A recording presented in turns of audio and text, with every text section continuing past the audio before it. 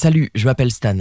J'aimerais pouvoir dire que je suis le gars le plus populaire de l'école parce que je suis bon en sport ou doué avec les filles, tu vois. Mais la vérité, c'est que toute l'école me connaît maintenant pour mes sous-vêtements. Mais malgré tout, c'est une histoire romantique pour ainsi dire. Voilà comment tout s'est passé. Ma vie à l'école n'a jamais été simple. Je suis trop maigre et trop petit pour mes 12 ans et j'ai l'air un peu bizarre avec mes lunettes au lieu de faire un télo. C'est en grande partie pour cette raison que j'ai toujours été un objet de moquerie fréquente de la part de mon énorme camarade de classe, Eric Patterson, qui n'est certainement pas très intelligent. Je ne sais pas pourquoi il a décidé de s'en prendre à moi, mais ce qu'il préférait, c'était m'enfermer dans le placard du concierge, par exemple. Et quand on me retrouvait enfin et qu'on me libérait, j'avais souvent raté quelque chose comme un contrôle de maths. Il devait trouver ça drôle. Ou je me souviens d'une autre expérience intéressante, quand je me suis approché de mon casier et que j'ai essayé de l'ouvrir, et que j'ai découvert que ma main s'y était collée. Quelqu'un, devine qui c'était, l'avait recouvert de colle. C'était de la colle forte d'ailleurs, parce que quand j'ai finalement retiré ma main coincée, la porte du casier s'est cassée et ma main était encore collée dessus. Tout le monde a ri et j'ai été retenu pour avoir endommagé le matériel de l'école. Tu te demandes sûrement pourquoi je n'ai parlé à personne de mes problèmes. Eh bien, j'ai essayé une fois de parler au directeur, mais Eric était le fils d'un ami proche du principal ou quelque chose du genre. Alors il a réussi à échapper à tout sans encombre. Et moi, en revanche, j'étais sur son radar depuis ce moment-là. Tout ce qu'il m'a fait était vraiment offensant et parfois même humiliant. Mais à un moment donné, j'ai commencé à m'y habituer. Je savais que c'était la seule façon pour moi de survivre à l'école. Mais une nouvelle fille a été transférée dans ma classe et tout a empiré. Elle s'appelait Jackie Banks. Je me souviens très bien du jour où je l'ai vue pour la première fois. Après le cours d'éducation physique, je ne trouvais plus ma ceinture. Je savais qu'elle devait être par là, car sans elle, je perdrais carrément mon pantalon.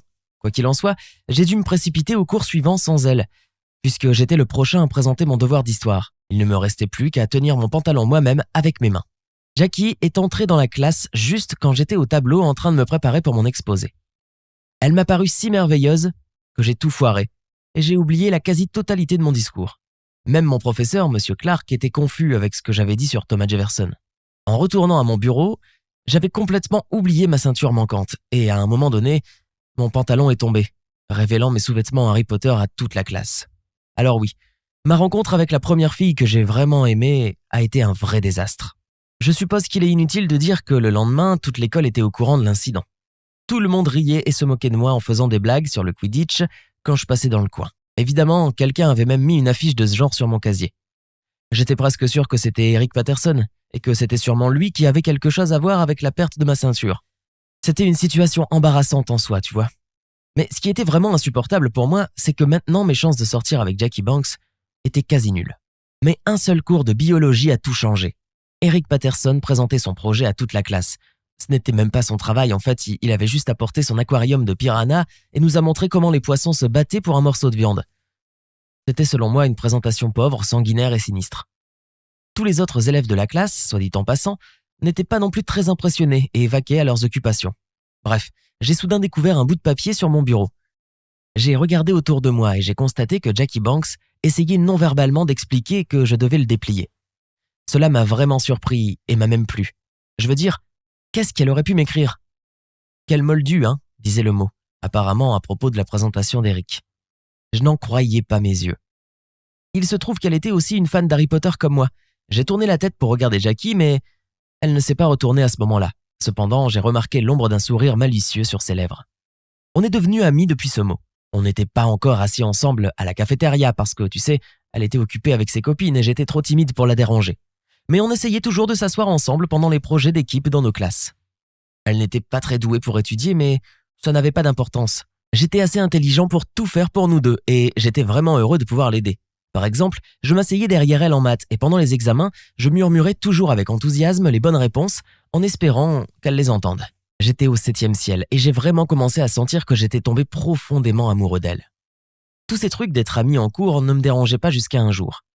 J'étais assis dans la cour en train de lire des choses intéressantes sur la page publique de Harry Potter quand j'ai soudain vu Jackie passer près de moi. J'allais l'appeler quand Eric Patterson s'est approché d'elle. Leur comportement était vraiment intéressant. Ils avaient l'air d'avoir une conversation sympathique, puis il lui a passé quelques feuilles de papier violet et a disparu. J'avais peur d'avoir vu quelque chose de secret alors. Je me suis précipité pour regarder mon téléphone, comme si je n'avais rien remarqué quand elle s'est approchée de moi. Elle m'a tendu ses feuilles de papier violet et m'a dit que c'était son examen de maths. Puis elle m'a demandé de le vérifier avant de le rendre. J'ai pris les papiers et j'ai promis de les regarder, mais j'avais vraiment l'impression d'avoir été utilisé. Franchement, j'étais sous le choc. Elle faisait semblant d'être amie avec moi pour avoir de meilleures notes. Et maintenant, elle aidait mon ennemi juré à étudier à mes dépens. Je savais que je devais lui dire que j'étais offensé et arrêter de l'aider dans ses études, j'ai pensé. La seule façon pour moi, le timide, de me venger d'elle, était de la laisser échouer au contrôle de maths en mettant les mauvaises réponses sur cette feuille de réponse violette qu'elle venait de me donner. Et c'est exactement ce que j'ai fait. Du moins, c'est ce que je croyais. Le lendemain, à la cafétéria, j'ai entendu quelqu'un m'appeler. J'ai vu Eric Patterson s'approcher de moi et son visage montrait qu'on n'allait pas avoir une gentille conversation. Il a commencé à m'accuser de son 8 sur 20 lors de son dernier test de maths. Il a dit qu'il avait demandé de l'aide à Jackie et qu'elle avait promis de me demander de tout vérifier. Il a dit qu'elle avait promis que j'aurais au moins un 18 sur 20 et maintenant que ça ne l'était pas, il allait me punir. Il m'a crié dessus si fort que tout le monde a cessé ce qu'il faisait et nous regardait fixement. Mais ensuite, j'ai vu Jackie. Elle est apparue de nulle part et se tenait entre Eric et moi. Apparemment, Jackie pensait qu'Eric allait me faire mal. Puisqu'il était 2 fois plus grand que moi, alors elle a décidé de me sauver. Tout le monde dans la pièce se taisait. Puis, un bourdonnement de chuchotements s'est fait entendre à la cafétéria. Tout le monde discutait de la situation. Eric est devenu rouge de colère, mais il n'a rien dit. Et il m'a juste jeté un regard furieux et menaçant et s'est éloigné. Mais je ne savais vraiment pas quoi penser de tout ça. Si Jackie m'a déjà trahi avec cette fausse amitié, pourquoi viendrait-elle me défendre ? En fait, je n'avais pas besoin de poser cette question parce qu'elle m'a tout expliqué elle-même. Elle a dit qu'elle ne voulait pas que je sois vexé et qu'elle voulait vraiment être amie avec moi juste pour avoir de meilleures notes, mais seulement au début. Dès qu'elle a appris à mieux me connaître, elle a compris que j'étais une personne vraiment intéressante et qu'on pouvait avoir une vraie amitié. Et la vraie raison pour laquelle elle avait aidé Eric, c'est qu'il était en fait son cousin. Et elle aimait vraiment Harry Potter, alors tout dans toute son histoire avec moi n'était pas un mensonge. Elle a dit tout cela, s'en est allée, et j'étais assis là avec le sentiment que tout n'était qu'un rêve. Je me sentais trahi, confus, mais un peu heureux. Franchement, je suis toujours amoureux d'elle. Et si je change mon apparence et que je vais à la salle de sport, peut-être qu'elle m'aimera en retour, ou je devrais aller lui parler. Donne-moi ton avis dans les commentaires ci-dessous et n'hésite pas à partager mon histoire avec tes amis.